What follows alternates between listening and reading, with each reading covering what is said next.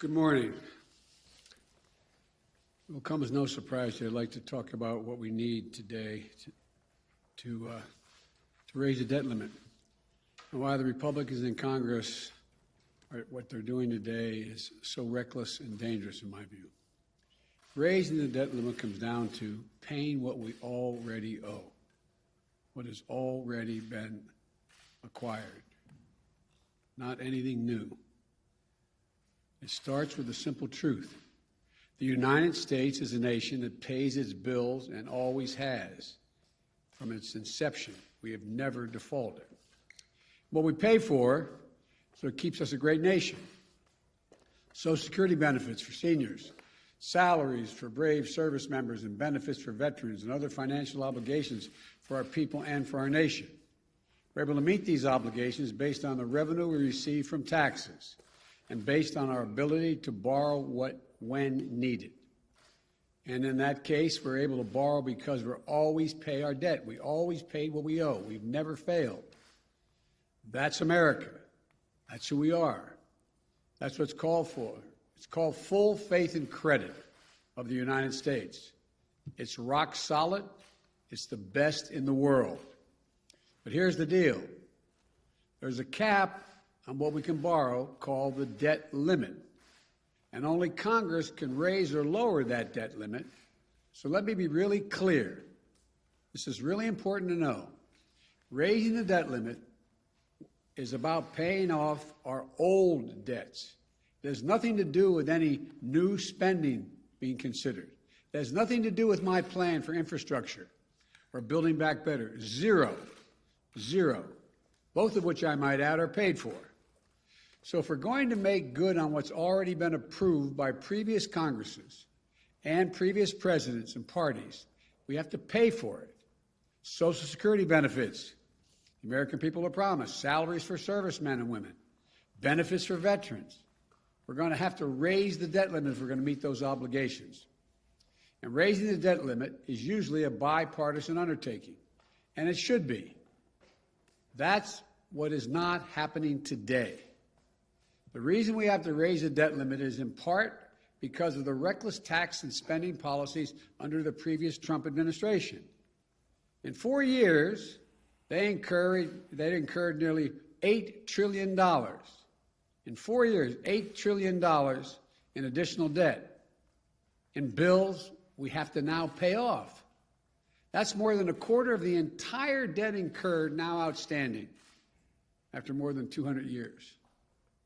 And Republicans in Congress raised the debt 3 times when Donald Trump was president, and each time with Democrat support. But now they won't raise it, even though they're responsible for more than $8 trillion in bills incurred in 4 years under the previous administration. That's what we'd be paying off. They won't raise it even though defaulting on the debt would lead to a self-inflicted wound that takes our economy over a cliff and risks jobs and retirement savings, Social Security benefits, salaries for service members, benefits for veterans, and so much more. A failure to raise the debt limit will call into question Congress's willingness to meet our obligations that we've already incurred. Not new ones, we've already incurred. This is going to undermine the safety of U.S. Treasury securities, and it will threaten the reserve status of the dollar as the world's currency that the world relies on. American credit rating will be downgraded. Interest rates will rise for mortgages, auto loans, credit cards, borrowing. Folks, watching at home, you should know this is the Republican position. Here's it is. They won't vote to raise the debt limit to cover their own spending. Democrats voted with them to cover that spending the previous 4 years. They say Democrats should do it alone. But then they're threatening to use a procedural power called the filibuster, meaning that we'd have to get 60 votes, not 50 votes, to increase the debt limit. This would block the Democrats from meeting our obligations and responsibilities to prevent Congress from raising the debt limit. So let's be clear. Not only are Republicans refusing to do their job, they're threatening to use the power their power to prevent us from doing our job, saving the economy from a catastrophic event. I think, quite frankly, it's hypocritical, dangerous, and disgraceful. Their obstruction and irresponsibility knows absolutely no bounds, excuse me, especially as we're clawing our way out of this pandemic. Democrats will meet our responsibility and obligation to this country. We're not expecting Republicans to do their part. They made that clear from the beginning. We tried asking to no avail. We're just asking them not to use procedural tricks to block us from doing the job that they won't do. Meteor is headed to crash into our economy. Democrats are willing to do all the work stopping it. Republicans just have to let us do our job. Just get out of the way.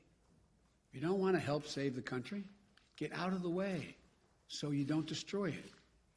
We don't have time to delay with elaborate procedural schemes, which Republicans' proposals require.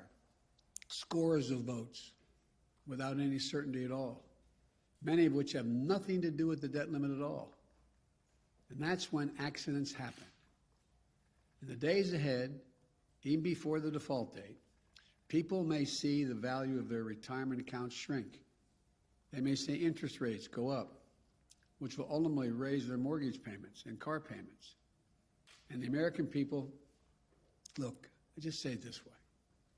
As soon as this week, your savings in your pocketbook could be directly impacted by this Republican stunt.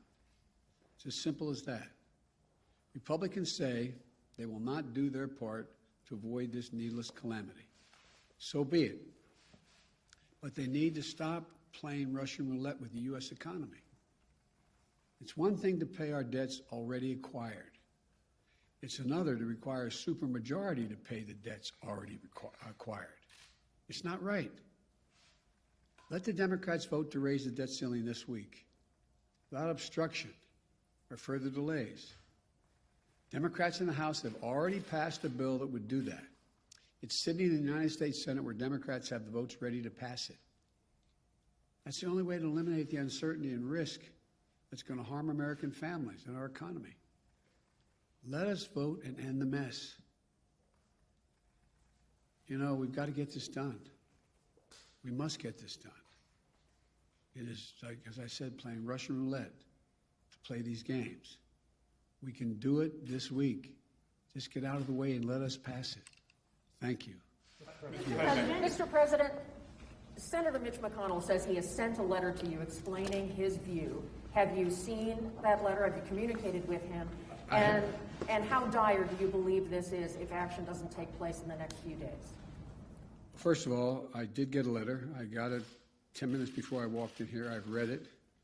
I plan on talking to Mitch about it. He and I have been down this road once before, back when I was vice president, and I hope we can have some intelligent and honest conversation about what he's proposing. And I think the easiest way to do this, and if the Republicans would not use the filibuster, would be to let us vote on what is already in the Senate right now, passed by the House, to raise the debt limit. And we could do that in the next several days. Mr. President. Thank you, Mr. President. You've often touted your experience in the Senate, your 36 years in the Senate. Your aides have talked about your abilities to be a closer on deals involving legislation. Why were you unable, Mr. President, to close the deal with members of your own party on key parts of your legislative agenda last week? Thank you. I've been able to close a deal on 99% of my party. Two people. That's still underway. I don't think there's been a president who's been able to close deals that's been in a position where he has only 50 votes in the Senate and a bare majority in the House. This is a process. We'll get it done.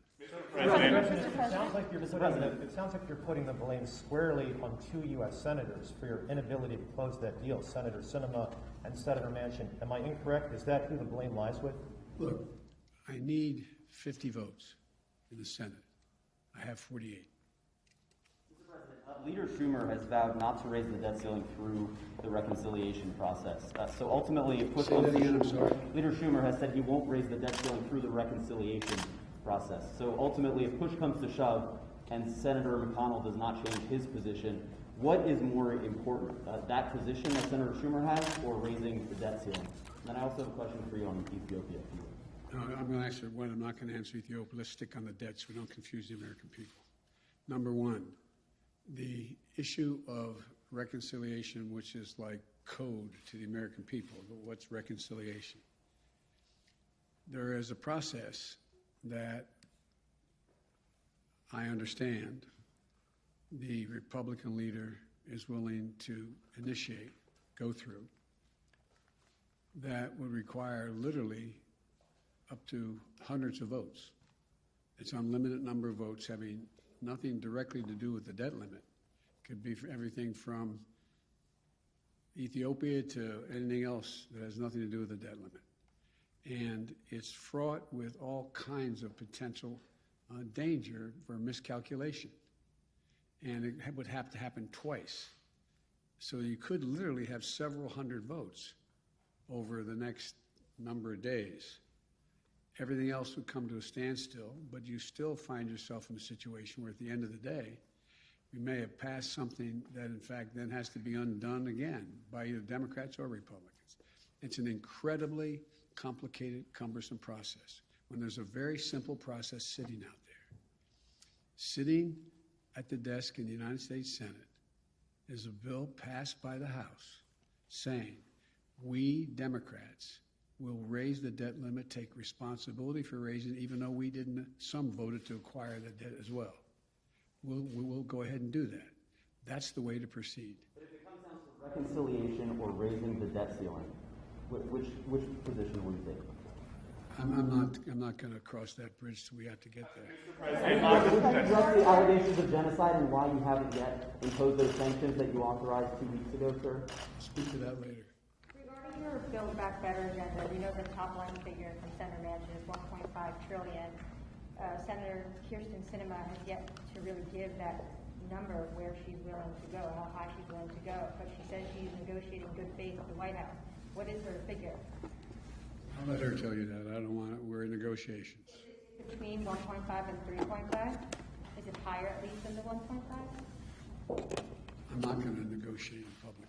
Mr. President, Mr. President. Mr. President, how is what the Republicans are doing now any different from when you opposed raising the debt limit as a senator during the Bush years?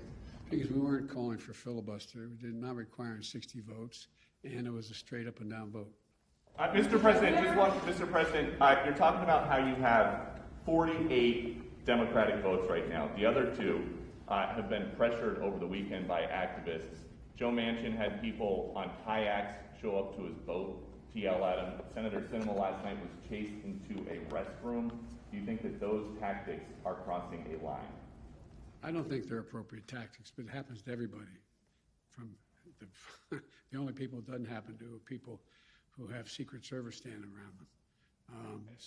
It's part of the process. Yes, sir. Just really quickly, a lot of people have been trying to attack immigration. Mr. President, I know you don't want to comment on other senators' positions in the negotiations, but what do you think the size of the reconciliation package should be? What specific dollar figure? Well, I laid out what I thought it should be. It's not going to be that. It's going to be less. I mean, look, the legislation, both the Build Back Better piece as well as the infrastructure piece, are things that I wrote. These didn't come from, God love him, Bernie Sanders or AOC or anybody else. I wrote them. I disagreed with Medicare for All, for example. I disagreed, but I laid out what I thought would be important. For example, I think in the Build Back Better program, it's required that we, in fact, have the best education available to us. And I'll be speaking to this in detail tomorrow. But look, here's the situation. How can we, in an ever-competitive world, increasingly competitive world, how can we not meet the educational standards at least other countries are working toward? Nobody is reducing the number of years they want their children to go to school or people to go to school. You've heard me say it before, as my wife says. If any country out-educates us, they're going to out-compete us. Look what China's doing. Look what the rest of the world is doing. They're investing. They're also investing in things that relate to ability for people to go to work and stay at work. We have several million women who can't go back to work because they don't have any way to take care of their children. So to give a tax cut to a working mom to be able to afford daycare, is that bad? Is that a bad idea? I think it's a darn good idea. We'll get people back to work. So there's a lot of things in the legislation I'm going to be talking about across the country that I think the American people overwhelmingly support. But the idea that somehow this is somebody else's legislation, this is what I wrote. Sir, would you accept a $2 trillion, say a $2 trillion reconciliation bill? Would that be acceptable to you? Again, as you know, it's not a smart thing to negotiate with yourself in public. Let's see, we're in the process of continuing to talk to all the parties and see what we can get done. Thank you so much, Mr. President. Two questions. First, you said there was progress in the negotiation, but today you said you only have 48 votes. So what is this progress? And another question on the foreign, an international news that was big yesterday about the Pandora Papers. Do you have any reaction? You put fight against corruption as the core of Pandora Papers. The Pandora Papers. You said that you put fight against corruption in the core of your national security policy. So what is your reaction, and do you plan to do anything about it? We're looking at that right now. And the first part of your question was what? Was about progress. What does progress look like for you in the negotiations? Winning. That's the progress. The last question. The Hyde Amendment. I just want to be very clear. Can you guarantee that the U.S. will not breach the debt ceiling, that will not happen? No, I can't. That's up to Mitch McConnell.